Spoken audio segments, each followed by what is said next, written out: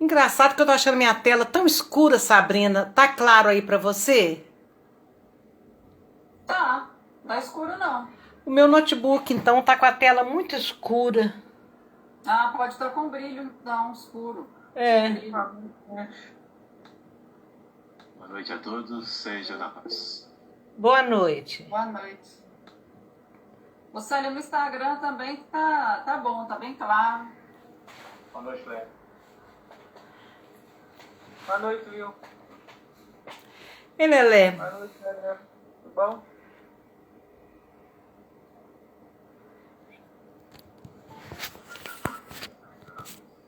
Boa noite.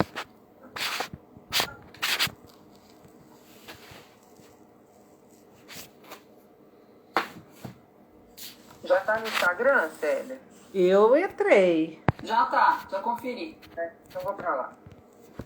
Quem tá indo? Flávia. Ah, tá certo.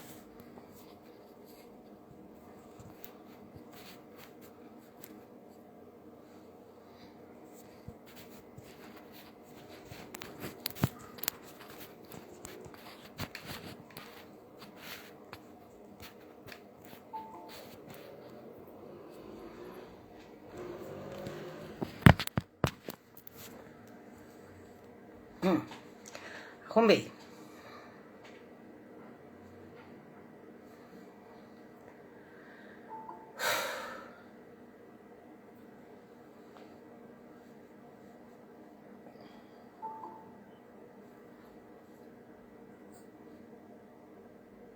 Difícil situação para amanhã, né, Célia? O Boa noite a marca-passo? todos. Boa noite. O marca-passo, Lil? É, Não é complicado, não é? tomara que não. Não, mas não é não. E a substituição é outra cirurgia, né? É, mas é uma cirurgia tranquila para quem vai fazer pros outros, no peito dos outros. Vamos orar. Me livra desse mal. Oh, Desculpa a palavra, mas ainda bem que tem o Instagram, tem o marca-passo, né? Tem gente que não tem oportunidade. é isso aí, Sandra. Boa noite. Boa noite, Ana. Tudo bem? Graças a Deus e você? Tudo ótimo. Pediram o Instagram, é Célia Diniz R. Célia Diniz. Célia Diniz R ou Célia Diniz PL, não sei bem agora.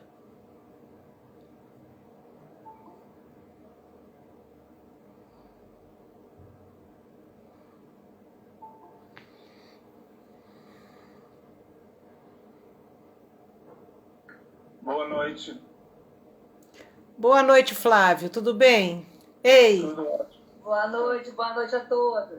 boa noite. Boa noite. Boa noite.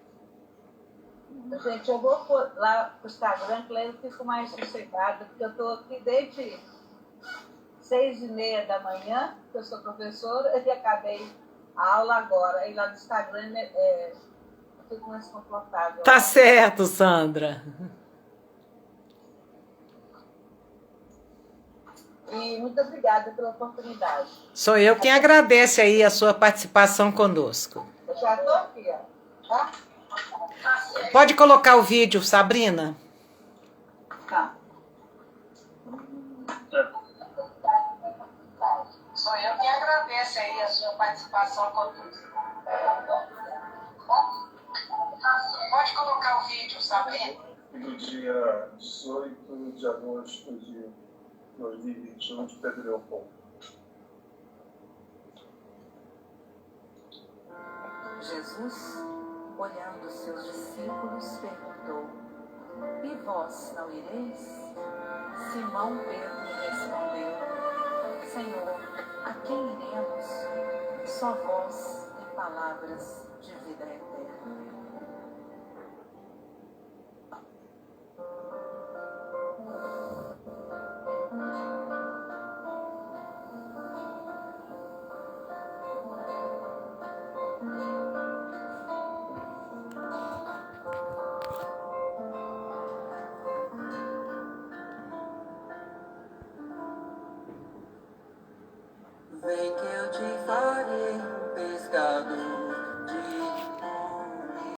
se perseverar e ser as trevas pedra, e onde a agonia do vazio medra, frutificarás a mitigar a fome. Quero ir contigo, mas receio as águas, temo afundar enquanto vais andando. Se no horto já presentes tuas chagas, eu, Tiago e João ao chão em sono. Como não bastasse, eis-me a ferir um soldado que te traz voz de prisão. Sou pequena ovelha, a demora, valendo negação.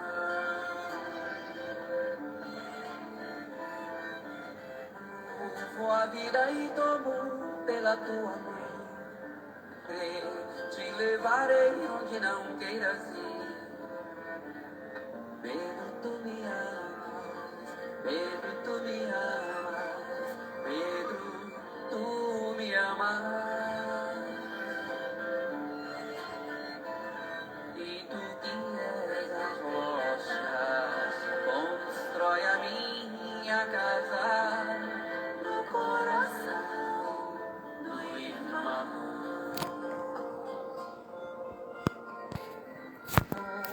Simão Pedro morrerá em cruz.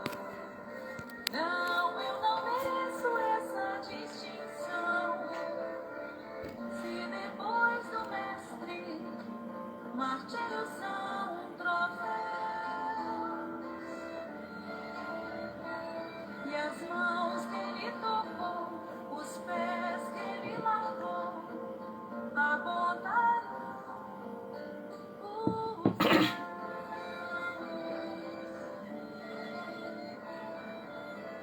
Senhor, na harmonia desses acordes, nós queremos te dizer da alegria de estarmos reunidos em teu santo e sagrado nome. Rogamos, Senhor, para as nossas reflexões da noite de hoje, a presença dos mensageiros da tua misericórdia em nossos lares. Que em cada coração, Senhor, nós possamos receber a tua luz, a tua força e a tua coragem. Fica conosco, Senhor, agora e sempre, que assim seja. Eu estava muito interessada em trazer para vocês um tema que eu esperava encontrar assim, milhões de fontes, né? Porque Emmanuel fala da interpenetração de planos. E o que é isso? Quando a gente observa os fatos da vida de uma forma assim tão limitada, nos escapa totalmente a sabedoria divina que rege cada um desses fatos e nos dá a certeza de que o acaso não existe. E nós temos a certeza que o acaso não existe, mas nós não sabemos como que os espíritos superiores, que são os fiéis executores das leis divinas, como é que eles organizam o emaranhado tecido das vidas que devem se interpenetrar, as vidas que devem se reencontrar. Então, o planejamento de uma vida, entrando na outra vida de uma outra pessoa, é isso que Emmanuel chama de interpenetração, um encaixe, uma conexão, uma mistura, uma combinação de fatos, de circunstâncias comuns a várias vidas. E esses planos, eles são incríveis, porque realmente, por mais que nós pesquisemos, por mais que nós estudemos, nós não vamos conseguir entender o que Jung chama de sincronização, que é a pessoa certa no lugar certo, encontrando com as pessoas certas, vivenciando as situações certas, e tá tudo certo. E tá tudo certo. Então, eu li nos últimos 3 dias O Missionário da Luz, que é esse livro aqui que prepara o retorno à Terra, né? Fala sobre reencarnação, e nele eu não encontrei este planejamento de vidas. Eu encontrei só a organização do corpo físico, o que você vai nascer, de que jeito e como. Então, eu vou continuar procurando, e se por um acaso eu encontrar alguma coisa, eu ainda trago para vocês. Hoje eu quero começar falando de um personagem do livro Renúncia e do livro 50 anos depois. Em 50 anos depois, ele foi uma pessoa de muitos equívocos, que foi o Lólio Úrbico. Apaixonou-se por uma mulher que era casada e destruiu aquela vida. Depois, em Renúncia, ele aparece com o nome de Antero de Oviedo. Então, em Renúncia, o Lólio Antero amava Alba Lucínia, mãe de Célia Lúcius, e ele não conseguiu seduzi-la, né? Então ele armou uma situação muito difícil para ela, que prejudicou muito, mas muito mesmo, todo o grupo familiar, e isso veio inclusive a impactar profundamente, com muitos sofrimentos e muitos sacrifícios, a vida da própria Célia Lúcius. Então, depois que ele vem e complica a vida da Célia Lúcius e da mãe dela, Alba Lucínia, ele volta em 1600, mais ou menos, como personagem do livro Renúncia, e ele volta então como Antero de Oviedo, e ele prejudica de novo a Margarida Villamil, a Madalena Villamil e a Alcione, que eram os mesmos personagens da outra vida.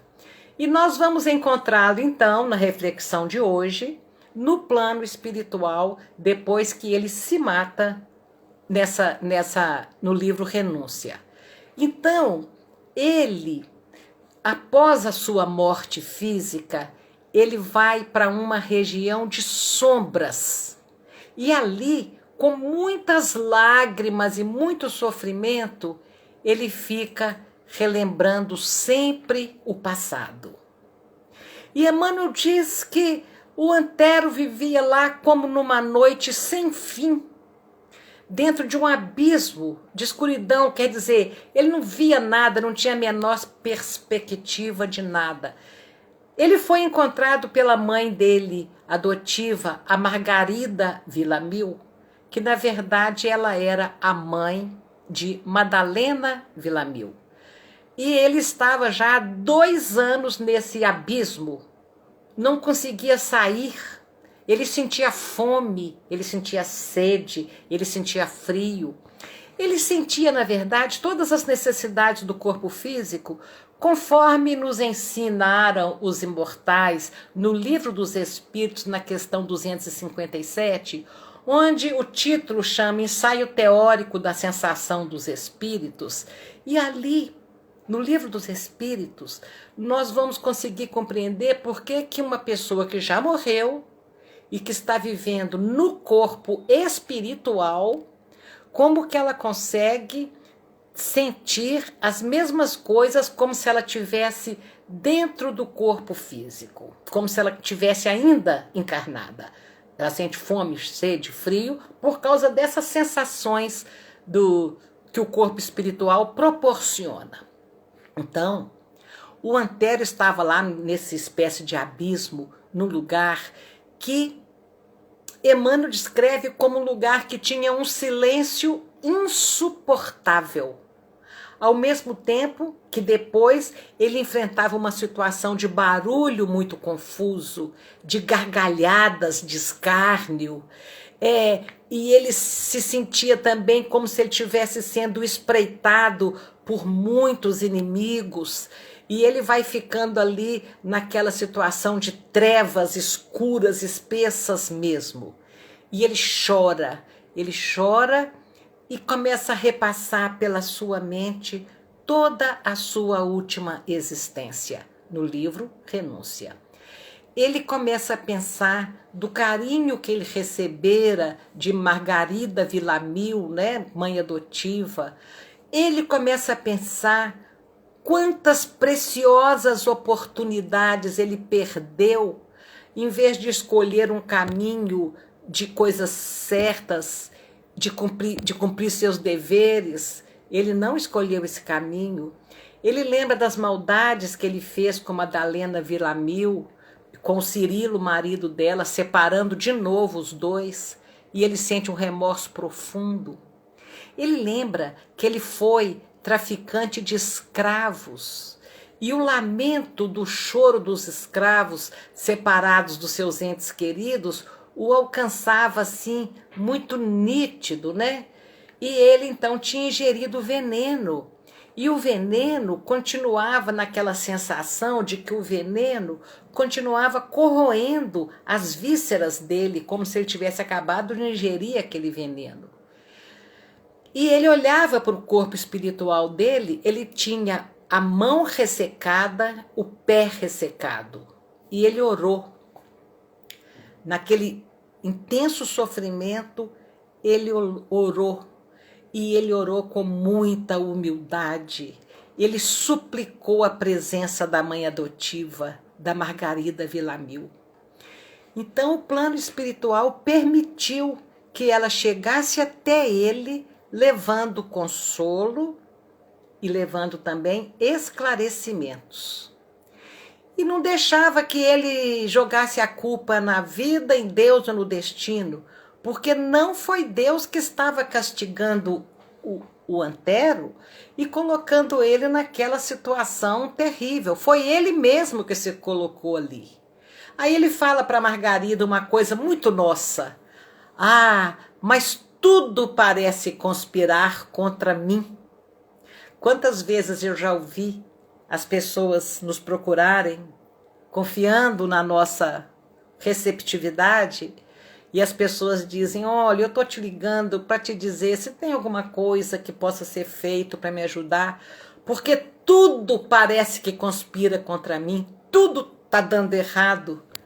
Aí Margarida diz para ele, você que está conspirando contra tudo. Olha que responsabilidade, né, gente? Tudo está conspirando contra mim. Não, você que está conspirando contra tudo. Inclusive, eu abro um parênteses nessa situação, que ela é muito comum as pessoas pedirem ajuda nesse sentido, porque fala assim, olha, tem muito tempo que só está acontecendo coisa ruim comigo. Eu bati o carro, eu perdi o emprego, eu adoeci, eu isso, eu aquilo. Então, o que acontece com as pessoas algumas vezes? Acontecem duas coisas ruins, e a pessoa começa a dizer, está acontecendo um monte de coisa ruim. Então, 2 aconteceriam pelas experiências e mais 5 pela força do seu pensamento em afirmar que só te acontece coisa ruim. Então, se você acha que a vida está conspirando contra você, às vezes você que está conspirando contra você mesmo.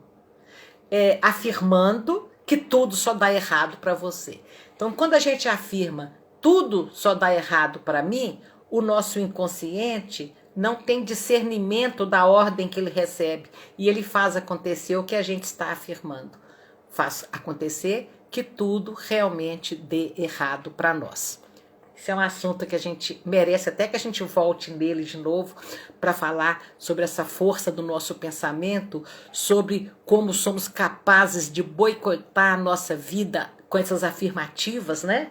A gente volta e meia lembra delas aqui. Esse remédio não adianta nada para minha dor. Não vai adiantar mesmo, você não deixa. Nada dá certo para mim. Não vai dar mesmo não, você não deixa. Então, o nosso pensamento tem uma força incrível, porque o nosso consciente escuta aquilo e faz acontecer. Porque ele não tem discernimento, ele obedece. Ele só obedece. Por essa razão, a resposta que a Margarida dá ao Antero. Tudo conspirava contra mim. Ele fala não, ela fala não, você conspirava contra tudo. E ela vai mostrando para ele a realidade disso que ela falava. E ele então reconhece. O que ele reconhece? Olha que frase incrível que eu quero trazer para as nossas reflexões. Ele reconhece que ninguém alcança a felicidade quando transforma aspirações em caprichos inferiores. Ninguém alcança a felicidade quando transforma aspirações em caprichos inferiores. Vamos explicar aqui, vamos ilustrar essa frase com o próprio exemplo do livro. No caso em questão, os caprichos inferiores do Antero era: eu quero ser feliz com esta pessoa. Eu quero construir a minha vida afetiva com fulana. Custe o que custar, doa quem doer. É com ela que eu quero. Então ele quis primeiro Alba Lucínia, depois ele quis Madalena Villamil. Isso era um capricho inferior. Por que é considerado inferior? Porque ela não estava nos caminhos dele. Porque se tivesse nos caminhos do planejamento reencarnatório dele, ele não a encontraria compromissada com outro. Se fosse para ele seguir naquela existência o caminho dele ao lado dela, a vida, o emaranhado, a interpenetração de planos teria feito com que ele a encontrasse livre. Por isso era capricho inferior. Capricho inferior é quando nós colocamos a nossa vontade à frente da vontade de Deus. Isso é um capricho. Qual era a vontade de Deus nessa questão? Não fazer aos outros o que não queremos que façam a nós. Então, vamos assim, resumir dessa forma essa questão tão complexa e tão fácil de compreender. Não fazer com os outros o que não queremos que façam conosco. Ele não poderia entrar no meio daquele casal, destruir aquele relacionamento, porque ele não gostaria que fizesse isso com ele. Então isso ninguém alcança a felicidade quando transforma aspirações em caprichos inferiores. E qual que seria a aspiração mais sublime daquela alma? Estava reencarnada para crescer, estava reencarnada para sair daqui melhor do que chegou. Também colocando a questão de uma forma bem resumida e muito, muito repetida aqui conosco. O Antero, então, quando ele foi Lólio Úbico e quando ele foi Antero de Ovieda, ele se suicida e vai para o plano espiritual. A Margarida encontra com ele, conversa com ele e fala: você vai ter uma chance de voltar para a Terra. Você vai voltar em tais e tais e tais condições. Então ali não era ele escolhendo a prova que ele ia ter, não. Ele não podia escolher, ele estava reencarnando numa situação de expiação e não de prova. Expiação é quando a pessoa vai reencarnar para uma colheita. É quando a pessoa vai reencarnar para encontrar consequência inevitável das suas próprias ações, das suas próprias plantações. Então aqui o exemplo. A mão dele, a mão que assinou documentos condenáveis, estava mirrada do corpo espiritual, passaria isso para o próximo corpo físico. O pé que movimentou tantas vezes para causar a infelicidade dos outros, o pé que caminhou tantas vezes para cometer erros, estava ressecado no corpo espiritual, e isso seria também o molde para o próximo corpo físico. Os olhos que procuraram o mal e estava ali cheio de sombras, assim iria renascer, sem enxergar direito, quase totalmente cego. A mãe, então, a Margarida Villamil, lhe diz dessas lutas terrenas e diz a ele que o espírito tem que voltar para o mesmo meio onde ele delinquiu, onde ele errou, onde ele contraiu dívidas. E que então ele voltaria para o mesmo seio familiar da Alcione e da Margarida e da Madalena Villamil. Quer dizer, numa mesma encarnação daquele grupo, ele vai como espírito e renasce na mesma família. E nós temos muitos exemplos disso. Então, quando a gente vai lendo, ouvindo os esclarecimentos que a Margarida Villamil dá ao Antero e como que ele renasceria, nós vamos compreendendo a maravilha da justiça divina. Isso é muito interessante, porque a gente vai analisando como que Deus nos oferece a misericórdia do perdão por meio de novas experiências encarnatórias. E aí, gente, cada um de nós pode nesse momento pensar o que é que nós estamos sofrendo. Quais são as dificuldades que nós estamos enfrentando hoje? Então, nós somos capazes de descobrir onde falhamos. Onde que nós falhamos no passado. Deus tudo nos dá, mas Ele não nos isenta da responsabilidade de colhermos aquilo que nós plantamos e colher através de experiências reencarnatórias. O perdão de Deus, então, não está gratuito totalmente, apesar de que muita coisa Deus nos perdoa, porque segundo Chico nos dizia que se Deus fosse aplicar só a justiça, nós não estaríamos de pé, nós não suportaríamos as próprias colheitas. Então tem muito mais de misericórdia do que de justiça. De qualquer forma, o perdão de Deus está na oportunidade de reencarnarmos para fazer certo aquilo que um dia a gente fez errado. Então a Margarida vai falando com ele sobre as possibilidades da nova encarnação. Ele renasceria sem beleza física de antes. Ele renasceria sem liberdade de movimentos com os pés. Ele renasceria, então, sem poder, sem beleza, sem dinheiro. E pela interpenetração de planos, ele renasceria filho de um casal de empregados que se tornaram amigos da família de Madalena Villamil, e ele renasceria ali. Esse casal era um casal de negros. Eles não eram escravos, mas eram servos de um senhor muito rigoroso, e naquela época, culturalmente, sacrificava-se a cria que tivesse defeito físico, porque os filhos dos servos eram considerados cria da casa. Então, uma criança que nascesse com deficiência física era sacrificada. Então, os pais fogem daquela casa e deixam a criança para que Madalena cuide. Ali estava a interpenetração de planos.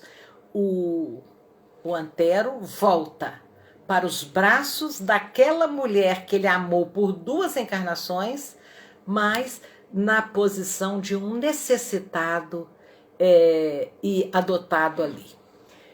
Ele recebeu aquela aparência sem nenhum magnetismo pessoal. Ele evitava, como as pessoas, como o instrutor Alexandre nos explica no livro Missionários da Luz, quando se trata dessas preparações, desses planejamentos reencarnatórios, ele fala que muita gente escolhe nascer sem nenhum magnetismo pessoal, sem nenhuma beleza, sem nenhum charme, evitando uma aparência mais primorosa mesmo, evitando a beleza para garantir o sucesso nas tarefas. Quando você olha na rua, você vê mais gente feia do que gente bonita, não é verdade? E a gente fala isso assim, com todo respeito pela cruz de cada um, porque um dia eu comentava isso e alguém me disse assim, não existe filho feio aos olhos do Pai. Deus não nos acha feio, a feiura não existe. E eu fiquei imaginando que aos olhos do Pai, todo filho é lindo, mas nós não convivemos só com o Pai. A gente convive numa sociedade onde o jogo de aparências é importante, onde a beleza abre portas, onde a feiura fecha portas. Então, isto é um fato que a sociedade tem que amadurecer para se libertar desses preconceitos, mas ele ainda existe e é uma expiação para muitas pessoas. Tanto é que as pessoas escolhem nascer sem a beleza física porque sabem que isso é sofrimento. Ao mesmo tempo que estar livre da beleza é uma dádiva, porque às vezes a pessoa vai desempenhar uma missão, uma tarefa, um compromisso qualquer. E essa pessoa é muito bonita. E o que acontece com essa pessoa? Ela vive, por ser bonita, ela vive no meio de vibrações destruidoras de inveja, de despeito, de antipatia gratuita, de disputa injustificável. São as palavras do Alexandre no Missionários da Luz. Porque a beleza, às vezes a gente escuta alguém dizer, eu tenho antipatia de fulano e o fulano é lindo. E por que você tem antipatia? Eu não sei, gratuito, não gosto dele. Não gosta porque ele é mais bonito que você, porque etc, etc, etc. Então, aprofundando um pouquinho nessa questão da fealdade e do defeito físico, da mão mirrada, do pé mirrado, da pouca visão, nós podemos dizer que o próprio Jesus, ele deixou material para esse assunto quando nos disse, se a sua mão é motivo de escândalo, é preferível que entreis na vida sem ela do que ter as duas mãos e errar de novo. Se os seus olhos são motivo de escândalo, é preferível que você entreis na vida sem ele do que entrar com os dois olhos e cair de novo. Então Jesus deixou essa reflexão que nós podemos extrapolar para a falta de beleza. Nós podemos extrapolar, né? Nós podemos. Se nós falimos em experiências de autoridade, de riqueza, de beleza física, de inteligência, nós vamos optar por entrar na vida. É preferível entrar na vida sem autoridade, é preferível entrar na vida sem beleza, é preferível entrar na vida sem riqueza, do que entrar com esses atributos e cair de novo. Então é mais ou menos assim que as coisas vão funcionando nas nossas existências. Encerrando por hoje, que já são 8 horas, chega um determinado momento onde, por maldade então eu tenho que completar a história do Antero. Ele então renasce como Robe, esse menino filho de escravos, e é criado, e ele é criado com todo carinho por Alcione e pela mãe dele, e toca violino. E ao final eu vou apresentar o vídeo, nós vamos apresentar o vídeo da música que eles tocavam. Porque o que aconteceu? O Cirilo, ele tinha mudado para longe da Madalena porque disseram que ela havia morrido. O Antero disse para Cirilo que a Madalena morreu e disse para Madalena que o Cirilo tinha morrido. E assim eles viveram separados muito tempo. O Cirilo se julgava viúvo, né? E ele estava prostrado em cima da cama. Isso agora eu falo para alguns corações enlutados, né? Como é que essa situação se repete?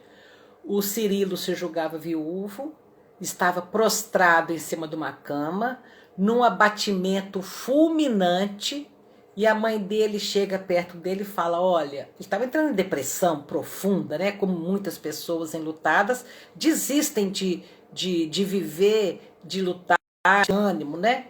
Então a mãe chega e fala com ele, olha, eu reconheço que o seu sofrimento é enorme, é indefinível. Eu reconheço que eu estou longe de imaginar a intensidade da sua dor. Mas por acaso, terão terminado todos os seus deveres neste mundo? Olha essa pergunta. Você está prostrado em cima de uma cama e todo mundo respeita profundamente a sua dor. Mas a sua dor fez terminar todos os seus deveres nessa vida? Dever de esposa, de mãe de outros filhos, de marido, de pai de outros filhos, já que está chorando um filho que se foi? Então, é essa a pergunta que não quer calar. O nosso luto não nos dá o direito de negligenciar as nossas obrigações diante da vida. Então, ele percebe que ele estava levando a dor dele de uma forma muito egoísta, de se isolar, né? E que ele percebe também, o Cirilo, que era injusto ele preocupar tanto o coração da mãe dele. E era injusto ele não ajudar o pai dele no empreendimento familiar. Então ele descobre que ele precisava de ocultar aquela dor dele. Chico Xavier falava assim, o coração é da gente, mas o rosto é dos outros. Então, ele precisava de ocultar aquela dor, ele precisava de encontrar forças para renovar as disposições dele na vida, ele precisava de não se acovardar. É isso que Emmanuel escreve. Então, ele precisava de fazer isso tudo. O que aconteceu? O tempo desmanchou aquela catadura, essa é a expressão que Emmanuel usa, quer dizer, aquela expressão fechada, triste, carregada do rosto dele.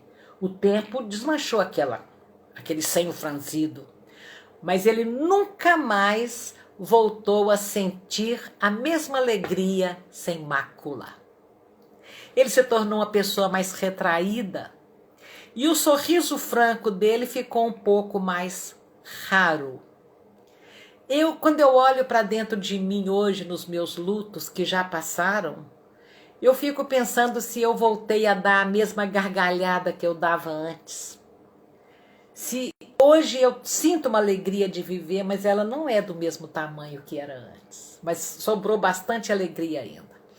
Então, o Cirilo busca muito serviço.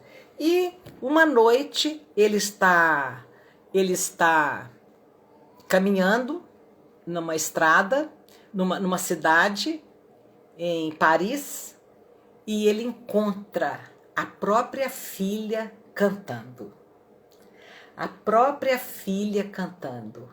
E eu trago essa história porque nesses tempos de pandemia, onde tanta gente teve que se reinventar, a Alcione muda para Paris e não sabia como que ela ia viver, porque o padre Damiano estava doente, a mãe dela estava doente, então ela era ela e o Rob para dar conta de tudo, né?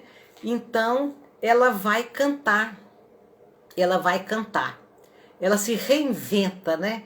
E ela vai cantar.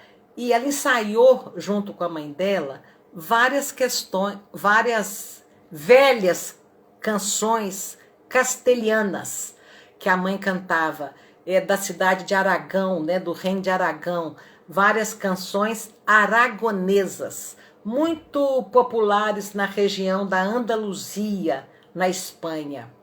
E ela então prepara espécie de um recital e vai para a porta da igreja e vai cantar. E o padre vê aquilo, tão linda a voz dela, e o Rob com a mão atrofiada, o pé atrofiado, pouca visão, baixa estatura, acompanhando sublimemente a Alcione ao violino.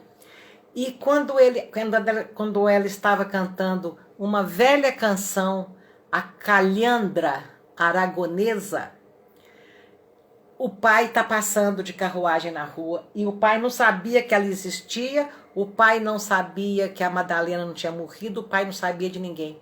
E ele escuta a canção que a mulher dele cantava no principinho do casamento e ele para. Escuta aquela música, aquela voz gostosa e fala com ela. Escuta uma canção da época e ele para ela e fala: você sabe cantar a calhandra aragonesa? E ela fala: puxa, eu sei, a minha mãe cantava muito essa música. E o pai olha e pensa como ela parece com a Madalena. E dali acontecem coisas muito incríveis que eu não vou contar para que vocês leiam Renúncia. Mas sobre a música, Adriana, você já está aí para poder colocar o vídeo para a gente? O que é a música? Ela faz parte do lirismo popular. Calhandra é o nome dado a certas aves que habitam a Europa, uma espécie de cotovia. No Brasil, o termo calhandra é empregado para designar certas espécies de sabiá. Então, essa música eu ofereço a todo mundo que ficou desempregado e teve que se reinventar nesses tempos de pandemia. O Oceano Vieira de Melo nos manda um vídeo com muito carinho. Se o pessoal do Instagram ou o pessoal mesmo aí do Meet quiser, eu posso passar o link depois. O Oceano nos passou isso com todo carinho e vamos agora ouvir logo em seguida a prece.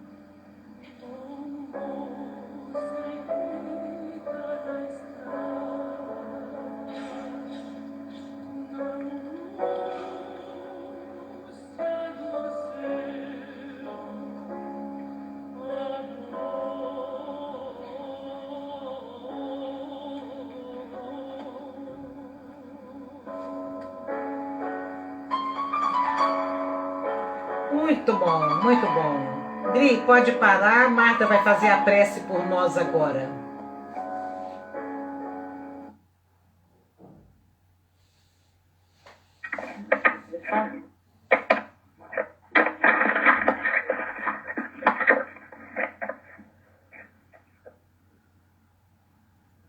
Deus, nosso Pai, que sois todo poder e bondade, nós vos agradecemos, Pai, por este momento maravilhoso que acabamos de ouvir.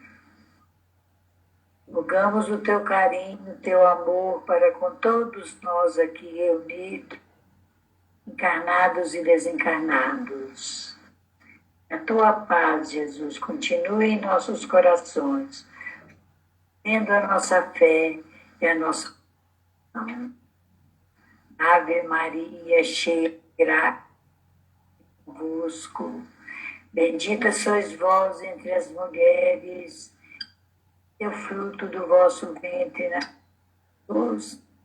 Santa Maria, Mãe de Jesus, rogue a Deus por nós, pecadores, agora e na hora da nossa passagem para o mundo espiritual, que é assim.